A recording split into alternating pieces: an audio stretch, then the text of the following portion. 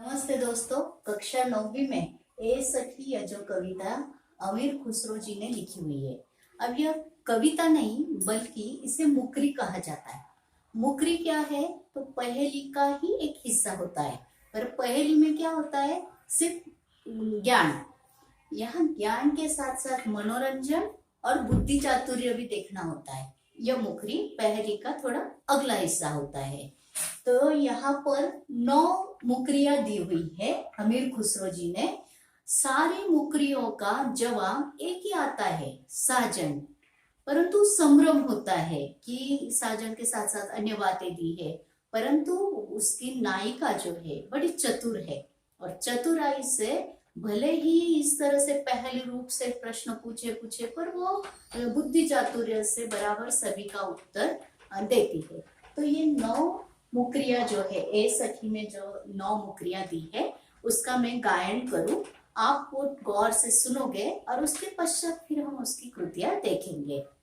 रात समय वह मेरे आवे, भोर भये वह घर उठी जावे, यह अचरज है सबसे न्यारा, ए सखी साजन ना सके तारा। वह आवे तब शादी होए, उस दिन दूजा और न कोय, मीठे लागे वाके बोल, ये सखी साजन ना सके ढोल।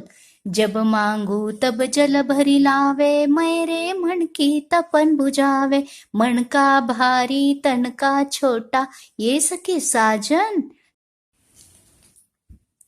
बेर बेर सोवत ही जगावे, ना जागू तो काटे खावे, व्याकुल हुई मैं हक्की बक्की, ये सखी साजन ना सकी मक्खी। अति सुरंग है रंग रंगीलो, है गुणवंत बहुत चटकीलो, राम भजन बिन कभी न सोता, क्यों सखी साजन ना सखी तोता। अर्धनिशा वह आयो भोण, सुंदरता बरने कवि कौन, निरखत ही मन भयो अनंत, क्यों सखी साजन ना सखी चंद। शोभा सदा बढ़ावन हारा, आखिन से छिन हो तन न्यारा, आठ पहर में रो मनोरंजन, क्यों सखी साजन ना सखी अंजन। जीवन सब जग जासो कहे, वाह बीनू नेक न धीरज रहे, हरे छिनक में हिय की पीर, क्यों सखी साजन ना सखी नीर। बिन आए सब ही सुख भूले, आए थे अंग अंग सब फूले, सीरा भई लगावत छाती, क्यों सखी साजन ना सखी पाती। अब यह 9 मुकरियों में एक एक मुकरी में क्या क्या कृति आ सकती है। जैसे पहली कृति में पहली मुकरी में हम देखे तारे का आने जाने का ढंग, रात के समय और भोर होने पर तो चमकते हुए रूप में आना, भोर के समय लुप्त हो जाना। अगली कृति में ढोल का गुण क्या है? तो मीठे बोलता है, लोटा कैसा, मन का भारी तन का छोटा। आगे मक्खी के बारे में, तोते के बारे में एक एक जो आप है विशेषता लिखोगे या उनकी एक एक कृति आप तैयार करो।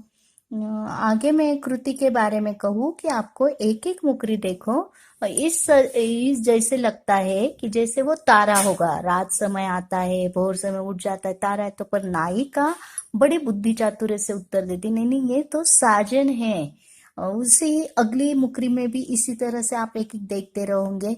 अगली अंतिम 2-3 कृति के बारे में जो है अंजन के बारे में, कि जिससे शोभा बढ़ती है, आंखों की शोभा बढ़ती है, आठों पहर मनोरंजन करता है, तो क्या वो साजन है? अरे नहीं नहीं, वो तो अंजन है। फिर शब्द के लिए आया हुआ शब्द मुकरी में कौन सा शब्द आया है? तो बैर बैर। और ये बैर बैर आप कहाँ देखोगे? चौथी कृति में फिर के लिए आया हुआ वो शब्द है। काट खाने वाला कीड़ा कौन सा आया है? मक्खी। आधी रात का मेहमान कौन है? तो आधी रात का मेहमान चंद्रमा है। फिर शब्द दिए जाएंगे और उसकी विशेषता लिखनी है। तो उसमें मान लो शब्द दिया आपको तोता, तो उसकी विशेषता मुकरी में आप क्या लिखोगे? राम भजन किए बिना वो सोता नहीं है। फिर दूसरा शब्द अगर आपको चंद्रमा दिया तो देखने वाले का मन प्रसन्न करता है। ये तो हुई एक एक दो दो अंक की कृति।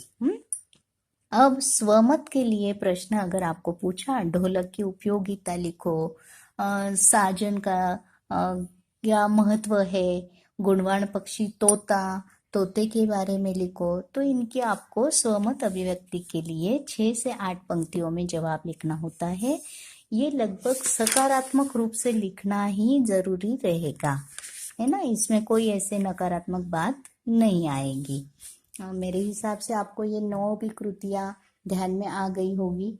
मैंने जो कथन किया है, गायन किया है और कृतियां कही है, ये तीनों भी आप ठीक तरह से सुनोगे, प्रश्न हल करोगे।